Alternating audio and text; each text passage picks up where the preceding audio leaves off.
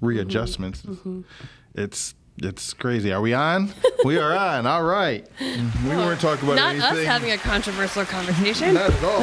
Not here. All right. Welcome to the Block Notes.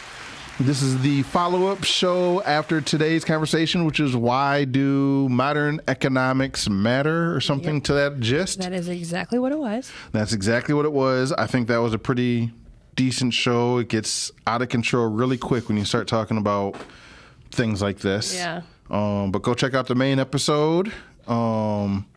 And we have a couple extra questions. This is where we just sort of kick back and ask a couple little extra details for another 10, 15 minutes. So what do we got? So I've got 4 questions. Can I give them to you and then you kind of like decide? Because I don't know if any of these are going to be answered in the other questions. You know what I'm saying? All right, go for it. Okay, so I have how do we switch to the Bitcoin standard? Mm-hmm. Why do we care about sound money? Mm-hmm. Or I guess, do we care about it? Mm-hmm. How do we get Bitcoin as a unit of account? And if we did, would it be the first sound money that we've used, like as a, I guess, civilization? And then how did we switch to the modern, whimsical, the new modern... modern monetary theory? Yeah. Mm-hmm. All right. Since you asked them all up front, I want to see what all of our listeners think. So I think it would be really cool right now if you take those 4 questions and drop them in the comments. Okay. I want to just see what people think the answer to those questions are. Okay. So you answer all of them, answer one of them, answer what you want to. And then maybe like on the next Block Notes or something, we'll see what some people had to say about that.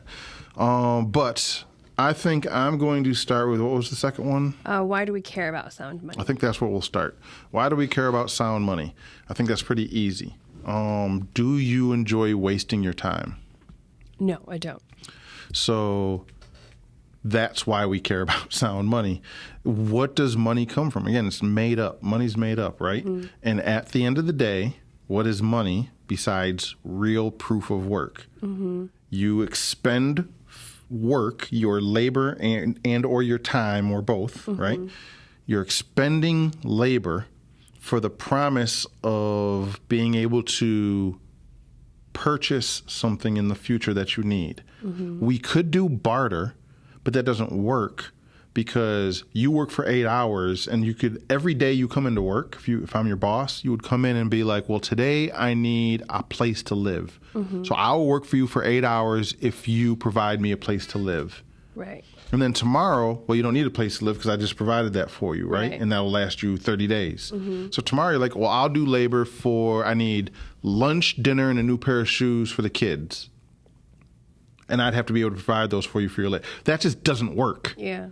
So instead, as a society, we come up with whatever this money system is. It used to be debt. Yeah.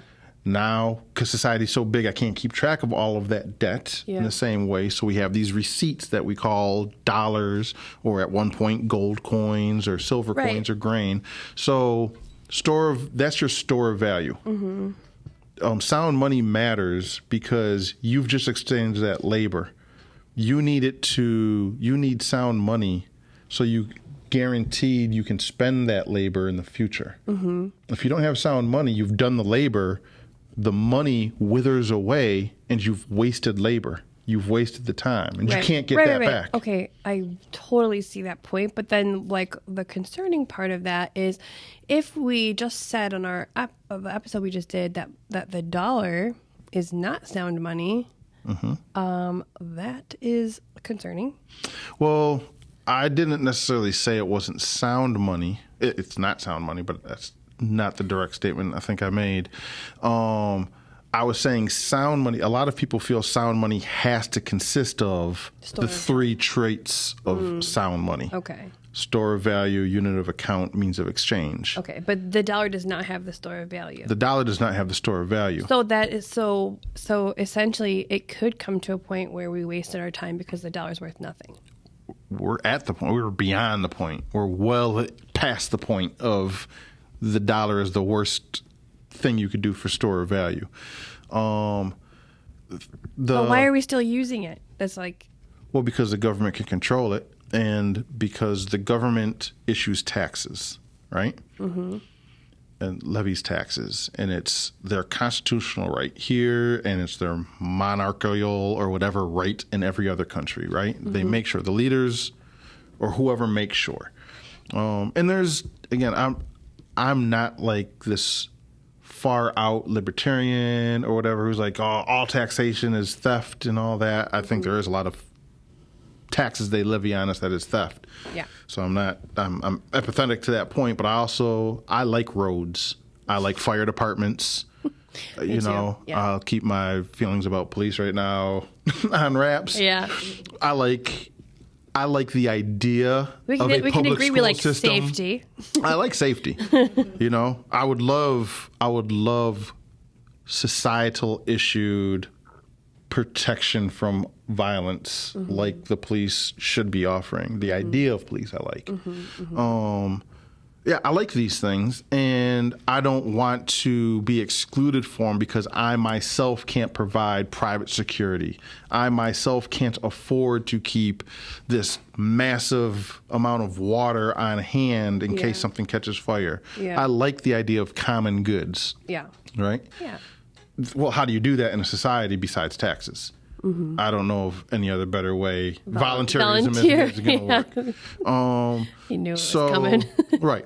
He's like, no. So, but we need these things. And if we need these things, right, then we have to pay taxes. What do we pay those taxes in? Well, if the government totally controls the money, the government, especially if they have minting power, like the government could accept anything. Governments used to accept like a percentage of your crops, a percentage of whatever you produce. Yeah. They used to accept other things, right? Now they own that too. But, well, some places, right. But here they print their own money. Yeah. But how do they force us to use it? Because at least, again, in the U.S. and most Western, at least, countries, most countries, I think, but definitely Western ones, there's no rule that I have to trade with you in dollars.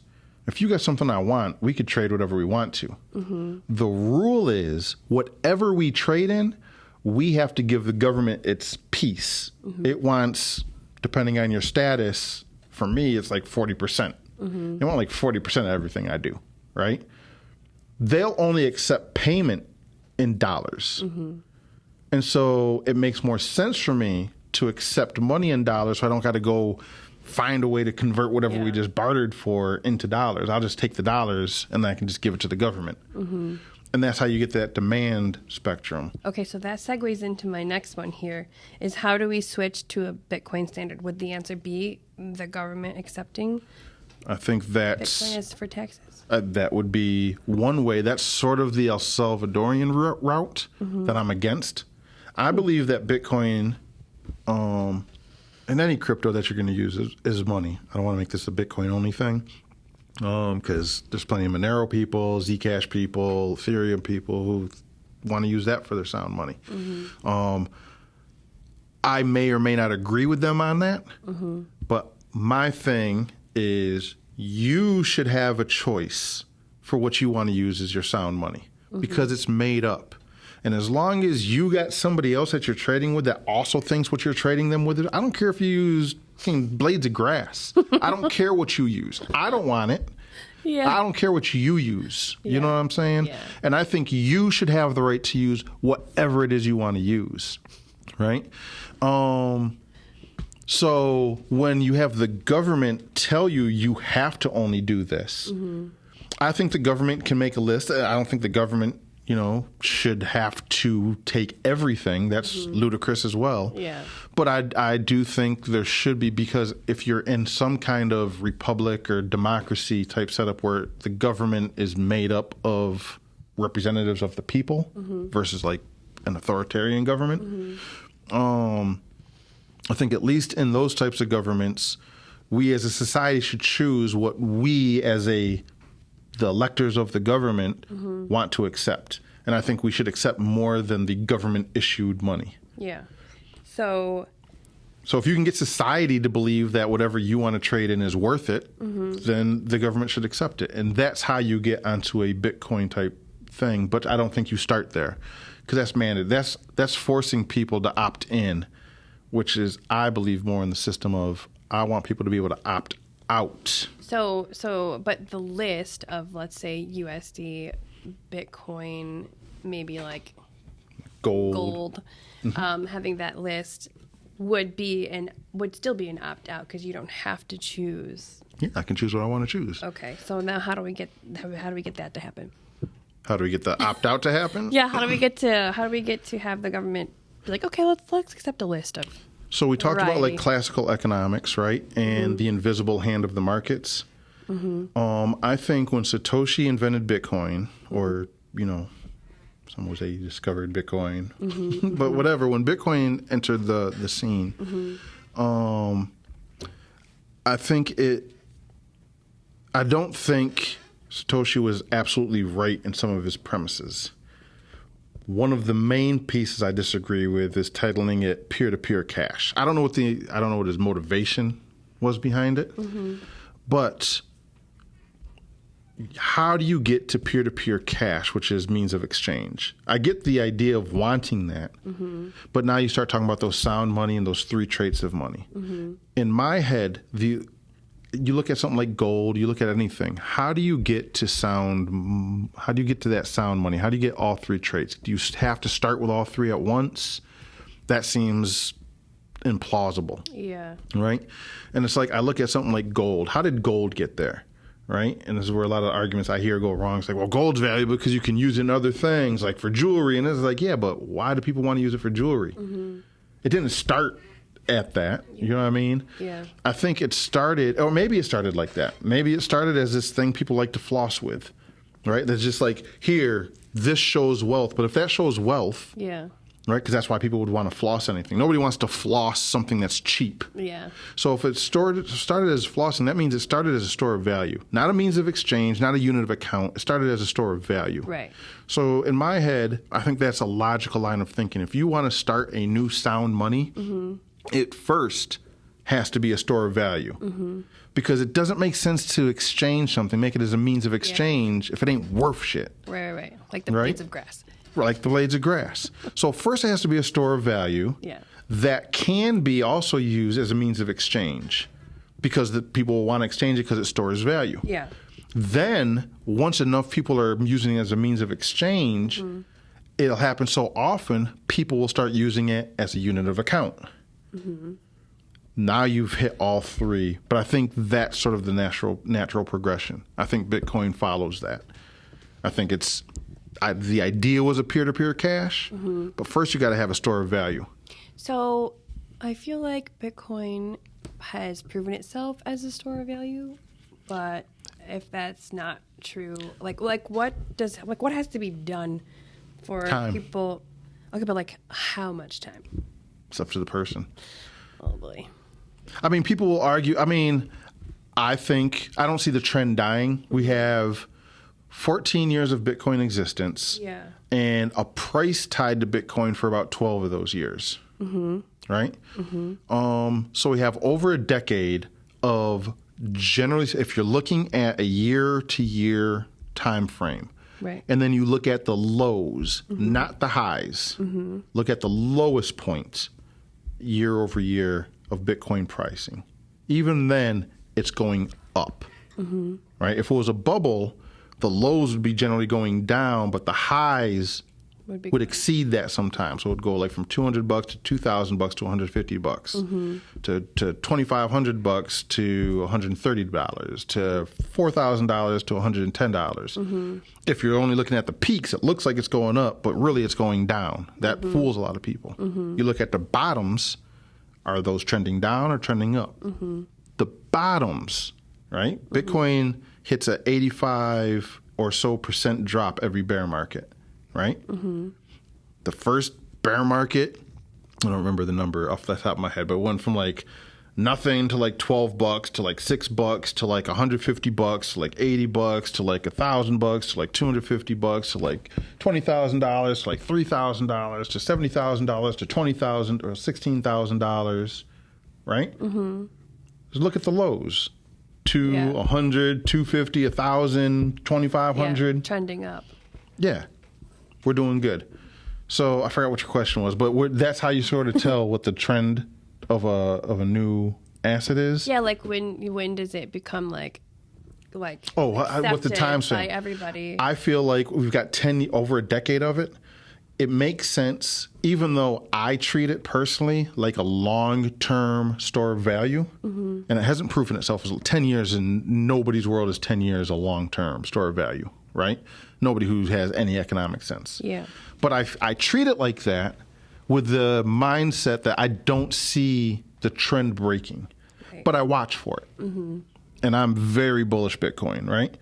But I watch for that trend to break, the lows going lower than they should go. Yeah. It's like, all right, that's concerning. Yeah. Let me keep an eye on this.